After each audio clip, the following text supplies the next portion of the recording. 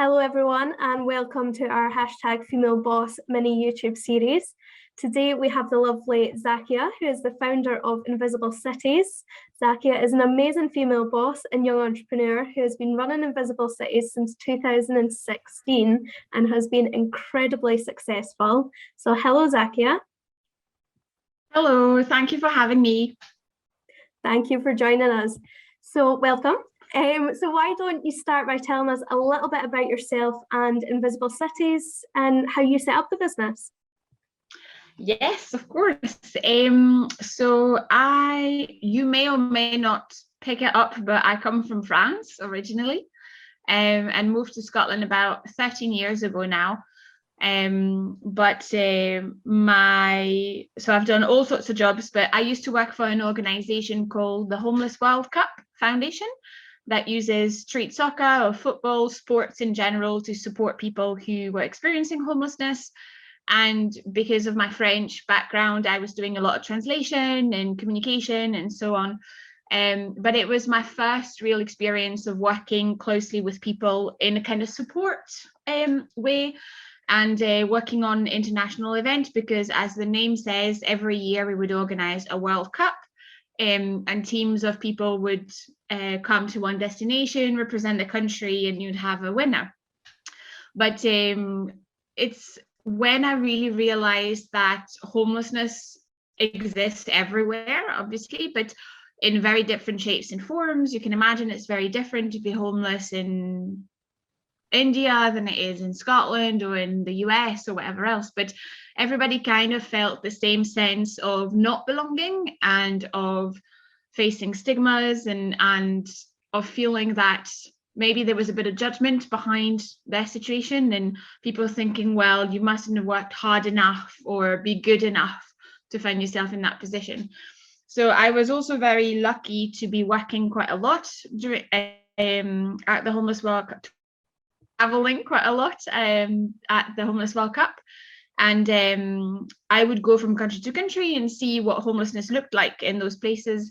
So it really sparked my own love of travel and made me realize how much I got out of it.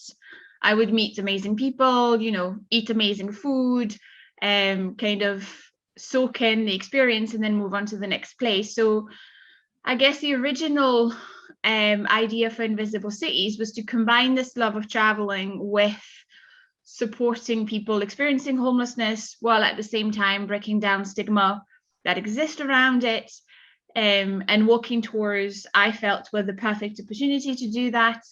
In 2015, I went to Greece, in Athens, where I have a few friends now, I can call them friends, who work in the street paper, so the equivalent of Our Big Issue here. And they were starting to think about the idea of running walking tours of Athens. And that's very much when I realized, I think that's what Invisible Cities needs to be about. And that's the product, if you want, that we can bring here in Scotland. So when I came back, that's when I decided to set up Invisible Cities. And what we do is we train people with an experience of homelessness to become guides of their city. And we offer walking tours to tourists, visitors, but also locals, residents, schools, universities, to showcase a different side of our cities and show that everybody's got talent and has the potential to do whatever they want to do. And we want guides and trainees to use it as a stepping stone towards other opportunities and other things, while at the same time, like I said, breaking down that stigma. So I started here in Edinburgh, and then we launched in Glasgow and Manchester, and now we run tours in York with new cities coming up. So 5 busy years it has been. 5 busy years and 5 successful years. It sounds incredible. So would you say that traveling around the world really sort of inspired you to start your business? Absolutely. It's definitely what made me want to start the business. And at some point in my life, traveling was the biggest thing, because I would be away from my home for about 5 months in the year. So it's a very lucky, privileged position to be in. but also, it would take a big chunk out of my life. And when I was younger, I always wanted to travel the world and see different things, but I never really had the means to do it. We never really had money growing up or anything like that. So I was privileged that my job brought me this. But I really wanted to work in that sector and in that world because of all, like I said, personal experiences I got out of it, the friends that I met along the way, and the places that I got to discover. I'm probably one of the only people who loves the airport. I really like, waiting for the plane, and I like to be early and to get an overpriced coffee. I really, really do love it. And sometimes, it doesn't matter how many times I'd done it. I was like, no, I just really like to be here and to wait, and I could always manage a bit of work anywhere, so it was always fun to do that. But I really understood how much it could bring people as travelers, how amazing the experience could be. And I really thought, how can it also be inclusive? Because how can people who have nothing to do with the tourism world, people who've experienced homelessness or are at disadvantage because of not going to school much or having had, issues, how can they benefit from have so many tourists? So we used to have so many tourists. So I think it's a sector that has a lot to give. Yeah, definitely. So if you think of the years that you've been in business now, you've been in business quite a while, what struggles would you say that you've faced with your business and how did you overcome them? So I started Invisible Cities having an understanding of what social enterprise was, because I had worked with other social enterprises, and I had worked for a social enterprise as well before. But I didn't know anything about tourism, about tours, or about even running your own business. So I had to learn everything from scratch, and and I never took things like competition very seriously, because I always thought, surely there's space enough for everybody, and if you have something a bit different, then you can make it work. But so I had to learn that, and I guess that was a challenge, because especially in a small place like Scotland, where everybody knows everybody else, then all of a sudden, you come on board and people are thinking, oh, who are they? And what do you think you're going to bring that's different? So the kind of business side of it, I'm not particularly good with numbers. I've never been. And I'm more creative, kind of crazy idea person. I like a list, so that was fine. But I learned that you have to do things you don't like at times, and I'm trying to be kind of disciplined on that side as well.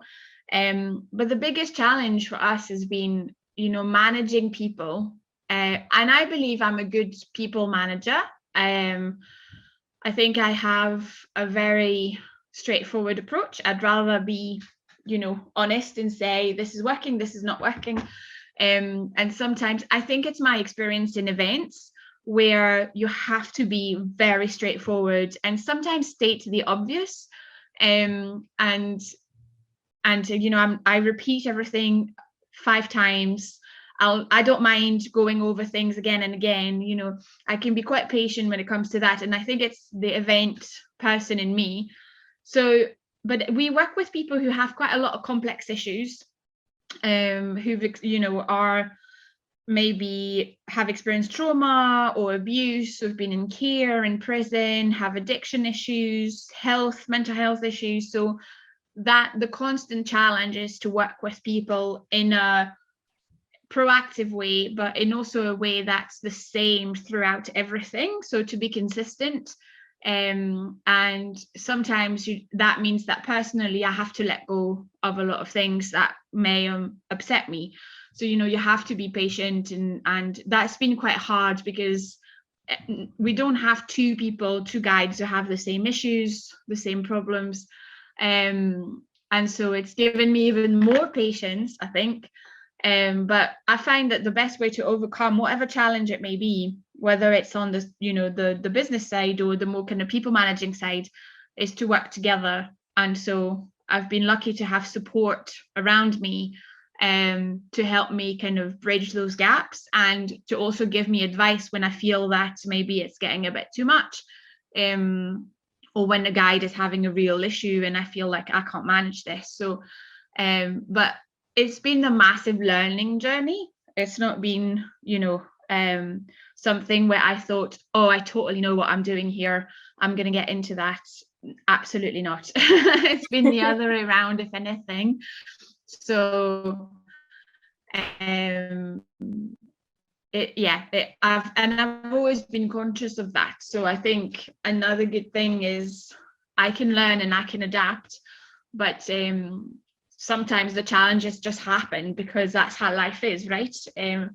And obviously a global pandemic in the middle, and it's when you've only been running 5 years and 2 of those years now have been massively impacted. It actually, amazes me that we're still here and we're still strong and people still know about it. So, I think, we are lucky. Yeah, I think having that support there and being consistent is key when running a business. So if we think, you said one of your challenges was that you'd never run a business before and you had to learn that really from the beginning, what hints and tips might you give our students who are looking to start their own business? The biggest tip, I think, is to do one thing at a time, and one little step at a time. I think sometimes, especially if you have ambitions and if you have a great plan or a great idea, you want to do a lot of different things. And it can look, or it can be quite overwhelming. And I think because of the event planner in me, I like to have a list of things to do, and I always see it as one thing will lead to another, because that's how it works in events, right? And so that's what I did with Invisible Cities, and that's what I do with everything now. I think sometimes you can't think about the big picture. You have to do one thing at a time, and that's exactly what I did. One little bit of money or one little thing that you need to set up right now, and then once you've done that, okay, what else can you do? And then what else can you do? And what else can you do? And before you know it, it will have grown into a business, and it will have grown into, an organization or whatever it may be. And I think sometimes, every time I say that, actually, people think, oh, you need to think big, you need to dream. Yeah, and I do all of that too. But I think it's not underrated, to take it slow and to do whatever right now that you can. And I'm sure you can do a lot more things than you think. One of the comments I got sometimes was, you must have had some savings, or you must have had some support behind you to start Invisible Cities, because otherwise, how would you do that? And I said, actually, I don't have, and I still don't have a penny saved to myself. I'm not very good with savings. I'm one of these people, if I have £10, I'll spend 11.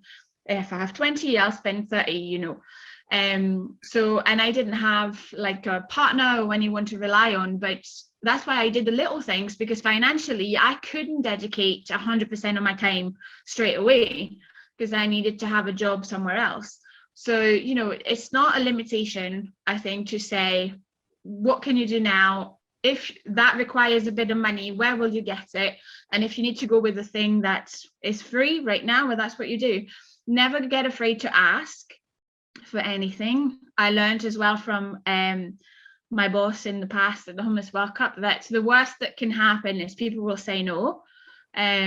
So, I'm very good at asking for stuff for free or support for free, because, and actually everybody who came on board with Invisible Cities when we started, so that was the designer, for our branding and our logos and our pictures, the photographer, the web designer, they did everything for free. And then I said, when I have the money, I will pay you 100%. Like, I give you my word, I will pay you.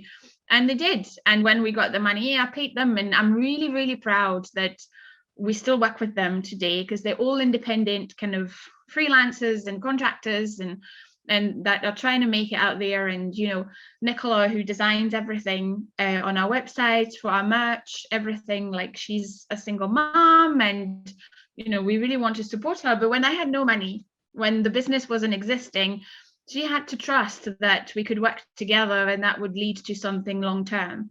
So I think you have to ask, and then don't kind of get discouraged by people who say no, because, you know, that will happen as well. So I think, yeah, those would be maybe the main tips, but I'm sure there's plenty others as well. No, they're great. And like you say, just those small steps, and what's the saying, slow and steady wins the race. So Exactly. it's exactly that. And it's great that you've had the support from the community and the other local businesses that were able to help you get started in business as well. So on community, obviously Invisible Cities helps provide that sense of community, whilst tackling that stigma of homelessness. So with your business, what would you say was the turning point of where you saw a difference and what impact your business was having?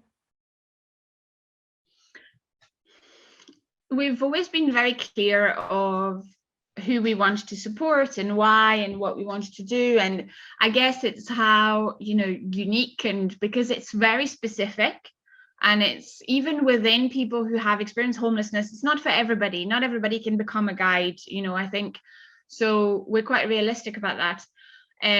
But in 2018, when we launched into Manchester and Glasgow and became cities as opposed to just Invisible Edinburgh, that's when I saw a turning point in what we could do and how many people we could impact. And there are other tours like ours that exist around Europe, and that people may be aware of. And I'll always remember, I was talking to somebody from Glasgow, and she had been on a similar tour in Prague in the Czech Republic. And she kept saying, oh, I've been on one of your tours in Prague. I've been on one of your tours in Prague. And no matter how many times I said, no, it's not the same. We're not the same organization. She didn't get it. She was like, and in the end, I said, you know what? Thank you so much. I'm so happy. It was a great experience, you know, and I hope you come to another tour of ours somewhere else. And I think that was another turning point in how, you know, she was aware of socially minded tours, and she was aware of Invisible Cities, and she associated the two together.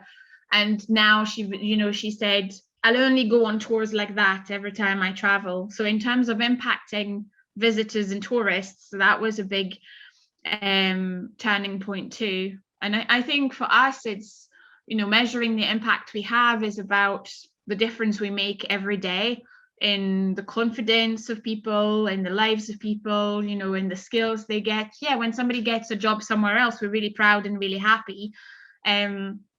But when people say, you know, I'm really proud to be part of this group, it's also a great impact, because you know you have given somebody a sense of belonging. So I think it's, again, you know, day-to-day kind of impact is really important to me.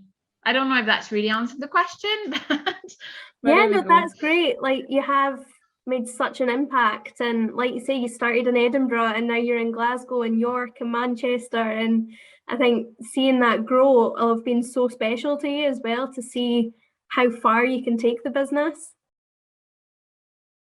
No, exactly. And also how far you can grow the team. Like, I think so now it's 6 of us working as a staff team, and then 15 kind of guides more or less, and more people in the background and more people who are training, and it's lovely to see and to say, oh well, you know, remember when it was just me hassling everyone around and telling you about this crazy idea. And actually, you know, talking about my boss at the Homeless World Cup, I met up with him right before COVID hit, so it would have been February 2020. And we had a conversation about invisible cities and the plans and what we wanted to do. And he looked at me we were a really small team. So we were really close to each other and we worked very closely with one another. And he looked at me and he said, "You're so grown up now." He was like, he was like, even the words that you use are so different. And I can't believe it. He was gobsmacked. And I said, "I don't know if it speaks much about me before or now, but I think that's when I realized as well, I have learned so much and I have grown and I have, got a business that at some point I thought would maybe, survive for 1 year and not more. And now it's been 5 years down the line and I'm not worried about that. So I think, again, that realization, like time has passed and yeah, so it was a nice conversation to have with him because he was also there. I told him about the idea before it even existed, and then for him to see what was happening, and every time we have something on the TV, he texts me and says, "Zakia's on the TV." So it's really sweet because I don't mind. I don't have all the dates and all the appearances in my head anymore, but he does, and he picks it up, and it's quite lovely. So those little things as well make you realize how far you've come. So if we're looking into COVID, obviously that's had a big impact on your business, because of obviously social distancing and even tourism taking a dip because no one's allowed to travel. How has that impacted your business?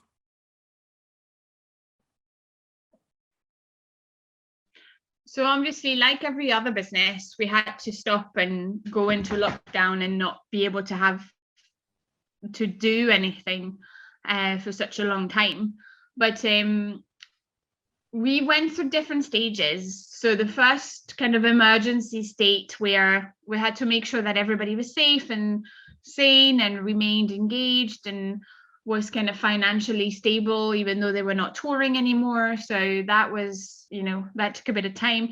And then I guess we went into like peak lockdown where everybody had to find activities to do. And so we did loads of deliveries of puzzles and games and activities. And my biggest concern was that we would one day return to normal and no guides would be there because their mental health would have dipped or something would have, they would be completely disengaged. And then the return, which was so great to kind of see people again, face to face, and all our tours are outdoors, which is a blessing because, a lot of people don't see that as something they have to cancel or get away from. But obviously we were, we followed a couple of people and then we had to get support from the local and national governments, and we were lucky in getting those. But I think, I'm actually a lot more concerned now than I was during the first lockdowns, because what you see is mentally people are more and more worried about booking things. And our cancellation rate was okay before compared to other businesses, but now I see a lot of people book really quickly and then cancel really quickly, which for the team creates a lot of work and then a lot of disappointment because you're making me work on the admin and then cancel. And I think we have to educate people around, you can't cancel a booking 2 hours before and expect a refund, like I can't be a no-show at a restaurant and not expect that they'll be upset, so I don't know. And people are more tired, I think, about the situation now and not knowing. So it's had a kind of mental effect where we've had to be patient and kind of rethink, timelines and different things, and obviously a financial effect where we've had to have support from an external support to be able to survive and be where we are. But again, it's been a real team effort because we've tried to think of different ways to stay relevant and to have people remember us. So we created loads of merchandise as opposed to focus on our tours, because merchandise we could ship to people. And we focused a lot on kind of content available on our website, because that was, again, accessible for people. And this has meant that our tours are now more accessible than before, because that content is available throughout our tours as well. So there's been a lot of positive impact, but also I think a general tiredness of it all. And like I said, for a business that's 5 years old, 2 of those years have been incredibly challenging for no reasons of our own. You know, when you work on your cash flow, on your business, you think, okay, maybe I didn't plan properly, maybe I didn't have enough funding, all of that. I mean, how can you plan a global pandemic? I don't know, so. Yeah. No, it's good that it's had some positive impact as well as the negative. Yeah. And if we're looking after your mental health and well-being, obviously it's an important part to everyone's life. And with you having such a busy career and business, what sort of things do you do to help you relax and unwind? A very good question. So I did a talk a few weeks ago, and somebody asked me the question. He said, what do you do, in your spare time? And I said, you know what, I don't know. So that, and I realized that it's sad. I was like, actually, I do a lot of things, but I could name you one right now. I think I work a lot on, so I read a lot. I've always read quite a lot. I obviously watch a lot of TV, Netflix, all of that. But I've always been, reading has always been really, really good for me. And I've always really enjoyed it. I do cross stitching, which is crafty, but actually, I used to be quite agitated and quite angry when I was growing up as a teenager. And when I found out about cross stitching, I used to play basketball, which was good for the kind of energy release, but I also needed to focus my mind on something. And I found that cross stitch is good because you count your stitches and you get your colors sorted, and it's quite good to focus on something, and you have something pretty, hopefully, at the end of it. But the whole mental health and kind of well-being issue is so important, because I think we focus a lot on entrepreneurs, social entrepreneurs, and who they are and what they do. And so there's a big spotlight onto what you like and how healthy you are and all of that. But sometimes I forget to think about that, and I think I'm so busy in my day. And, there were times when I didn't have work to do. I wouldn't know what to do in the house. And, and I'd be like, oh, I'm a bit confused today. And I don't know why that is. So I actually do a lot of work about my goals and what I want my life to look like. I work with a coach, which helps incredibly with that, with a kind of mental health aspect. And sometimes, I go to her and I say, I just want to see my friends more. And we look at why I feel I can't do that. So having a kind of sounding board again for that is really, really good. So I try to be mindful. I try to kind of meditate. I'm not there yet, I have to admit.